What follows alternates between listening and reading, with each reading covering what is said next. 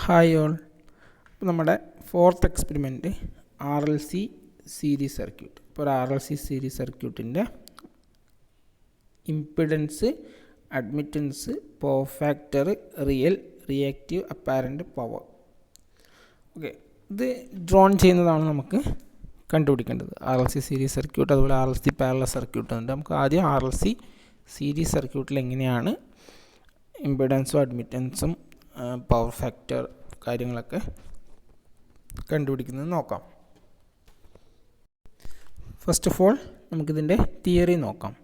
When an AC voltage is applied to RLC series circuit, എന്താണ് നമ്മളുണ്ടാകുന്ന circuit ഡയഗ്രാമാണ് കാണിച്ചിരിക്കുന്നത് അല്ലേ. It establish RMS current I given by the equations. ഇപ്പോൾ ഏതൊരു സർക്യൂട്ടിലും നമ്മളൊരു വോൾട്ടേജ് അപ്ലൈ ചെയ്ത് കഴിഞ്ഞാൽ അതിലെന്തുണ്ടാവും, ഒരു കറണ്ട് ഫ്ലോ ഉണ്ടാവും. അപ്പം current I is equal to V/Z, പണ്ടത്തെ നമ്മുടെ ഓംസ് ലോ പ്രകാരം. അപ്പോൾ ഒരു RLC എന്ന് പറയുമ്പോൾ റെസിസ്റ്റീവ് ലോഡ് ഉണ്ടാവും, ഇൻഡക്റ്റീവ് ലോഡ് ഉണ്ടാവും, കപ്പാസിറ്റീവ് ലോഡ് ഉണ്ടാവും. അപ്പോൾ RLC സർക്യൂട്ട് ആകുമ്പോൾ അതിൻ്റെ ഇമ്പിഡൻസ് എന്ന് പറയുന്നത് √ നമ്മൾ പഠിച്ചാണ് R² + XL - XC ² അല്ലേ. XL - XC ². R എന്ന് പറയുന്നത് റെസിസ്റ്റൻസ് ആണ്, XL എന്ന് പറഞ്ഞാൽ ഇൻഡക്റ്റീവ് റിയാക്റ്റൻസ് ആണ്, XC എന്ന് പറയുന്നത് കപ്പാസിറ്റീവ് റിയാക്റ്റൻസ് ആണ്. Okay, in the circuit diagram the RMS value of supply voltage is equal to the vector addition of the voltage across inductor VL, voltage across resistance VR and capacitor voltage VC. The phasor diagram for circuit can be drawn which shows the magnitude as well as the phase relationship between the various voltages VR, VL, VC, VS ൻ്റെ തമ്മിലുള്ള ഒരു changes കിട്ടും. And the total current I.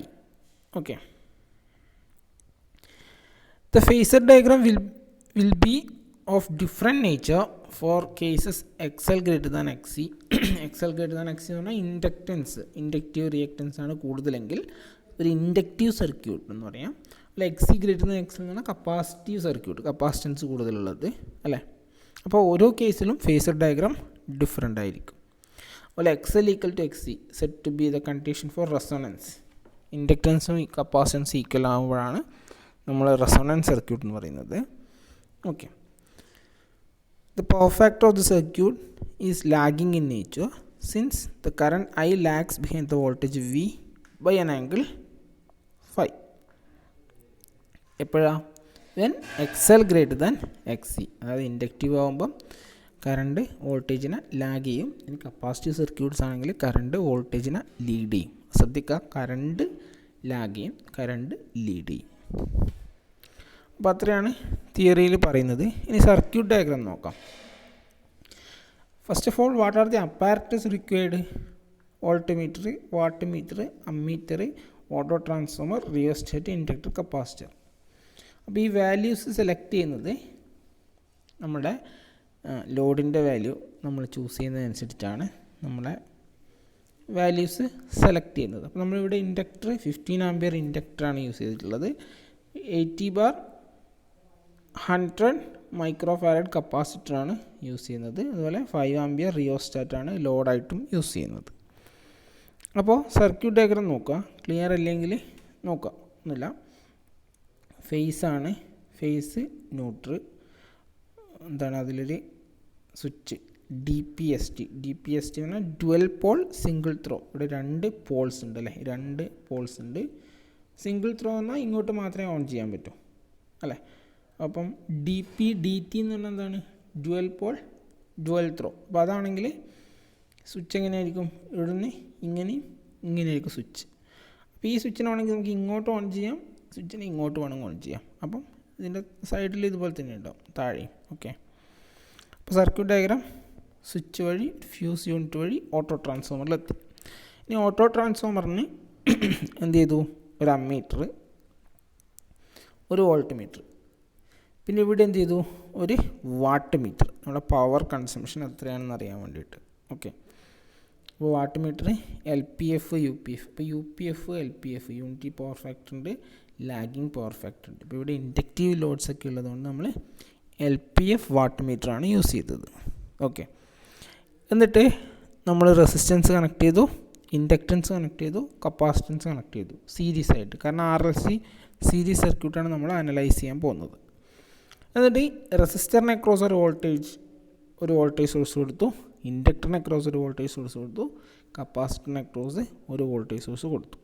Okay, അപ്പോൾ ഇതാണ് circuit. ഇനി എങ്ങനെയാണ് procedure? എങ്ങനെയാണ്? Connect the circuit as shown the ഡയഗ്രത്തിൽ കാണിക്കുന്ന പോലെ സർക്യൂട്ട്സ് കണക്ട് ചെയ്യാം.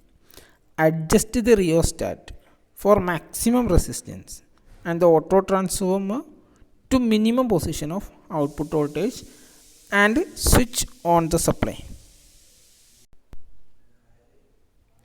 എപ്പോഴും നമ്മൾ ഏതൊരു സർക്യൂട്ടായാലും ഓട്ടോ ട്രാൻസ്ഫോമർ മിനിമം പൊസിഷനിൽ, ഓട്ടോ ട്രാൻസ്ഫോമറിന് ഇങ്ങനൊരു ഷാഫ്റ്റ് ഉണ്ടാവും. അപ്പോൾ ഇതിൽ ഓരോ റീഡിങ്സ് ഉണ്ടാവും. ഇതിപ്പോൾ 0, 10, 20 ആണ്, 80, ലാസ്റ്റ് എത്ര വോൾട്ട്, ഇപ്പോൾ 300 വോൾട്ടിനാണെങ്കിൽ അവസാനം 300 വോൾട്ട് വരെ ഇങ്ങനെ റീഡിങ്സ് ഉണ്ടാവും അല്ലേ. അപ്പോൾ നമ്മളെപ്പോഴും അതിൻ്റെ ഷാഫ്റ്റ് 0-ൽ വെച്ചിട്ട് വേണം ഇവിടെയുള്ള ഈ DPST സ്വിച്ച് ഓൺ ചെയ്യാൻ വേണ്ടിയിട്ട്. ഓക്കെ, എന്നിട്ട് ഗ്രാജ്വലായിട്ട് നമ്മൾ ഈ ഓട്ടോ ട്രാൻസ്ഫോമർ തിരിച്ചിട്ട് വോൾട്ടേജ് ഇൻക്രീസ് ചെയ്യുകയാണ് ചെയ്യുന്നത്. അതാണ് പറഞ്ഞിരിക്കുന്നത്. അതുപോലെ റിയോസ്റ്റാറ്റ്, ഇപ്പോൾ റിയോസ്റ്റാറ്റ് മാക്സിമം പൊസിഷൻ, അത് മാക്സിമം റെസിസ്റ്റൻസ് ആണെങ്കിൽ ഈ ഒരു സർക്യൂട്ട് വഴി ഡ്രോ ചെയ്യുന്ന കറണ്ട് കുറവായിരിക്കും. അപ്പോൾ റിയോസ്റ്റാറ്റ് മിനിമത്തിൽ വെച്ചാൽ ഹൈ കറണ്ട് ഡ്രോ ചെയ്യും, അതെപ്പോഴും പ്രോബ്ലമാണ്. അപ്പം മാക്സിമത്തിൽ വെച്ചാൽ കറണ്ട് കുറവായിരിക്കും, സർക്യൂട്ട് ബേൺ ആവാനുള്ള ചാൻസ് കുറവായിരിക്കും. അടുത്ത് വരുന്നത് adjust the voltage across the circuit using the auto transformer to about 100 volt. ഇപ്പോൾ ഓട്ടോ ട്രാൻസ്ഫോമർ അഡ്ജസ്റ്റ് ചെയ്ത് കഴിഞ്ഞാൽ നമുക്ക് എന്ത് ചെയ്യാൻ പറ്റും? ഇവിടെയുള്ള വോൾട്ടേജ് ഇൻക്രീസ് ചെയ്യാൻ പറ്റും. ഇവിടെയുള്ള വോൾട്ടേജ് ഇൻക്രീസ് ചെയ്യുമ്പം ഇതുവഴിയുള്ള കറണ്ട് ഫ്ലോ ഇൻക്രീസ് ചെയ്യും. അപ്പം കറണ്ട് ഫ്ലോ ഇൻക്രീസ് ചെയ്യുമ്പോൾ ഇതിന് അക്രോസ് വരുന്ന വോൾട്ടേജ് ഡ്രോപ്പും ഇൻക്രീസ് ചെയ്യും അല്ലേ. അപ്പോൾ എന്ത് ചെയ്യാം? Adjust the voltage across the circuit using auto transformer and note the line current. ഏതാ ലൈൻ കറണ്ട്? ഇത് ലൈൻ കറണ്ട്, സോഴ്സ് വോൾട്ടേജ്, ഇതാണ് സോഴ്സ് വോൾട്ടേജ്.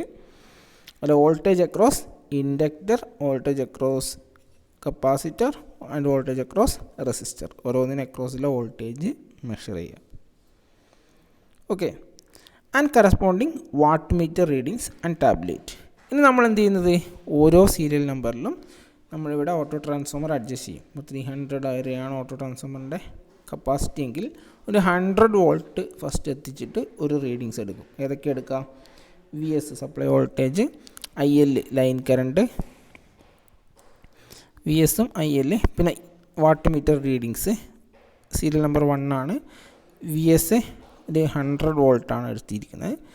ആ സമയത്തുള്ള IL, WM, VR റെസിസ്റ്റൻസിന് അക്രോസ് വോൾട്ടേജ് ഡ്രോപ്പ്, VL ഇൻഡക്ടറിന്, VC കപ്പാസിറ്ററിന്. ഇനി 100 വോൾട്ട് മാറ്റിയിട്ട് സീരിയൽ നമ്പർ 2-ൽ നമ്മൾ 150 വോൾട്ട് കൊടുത്തിട്ട് ഇതേപോലെ റീഡിങ്സ് എടുക്കും. അങ്ങനെ മോർ ദാൻ കുറച്ച് റീഡിങ്സ്, നമുക്ക് എത്ര റീഡിങ്സ് വേണോ അത്ര സെറ്റ് റീഡിങ്സ് എടുക്കും. ഓക്കെ,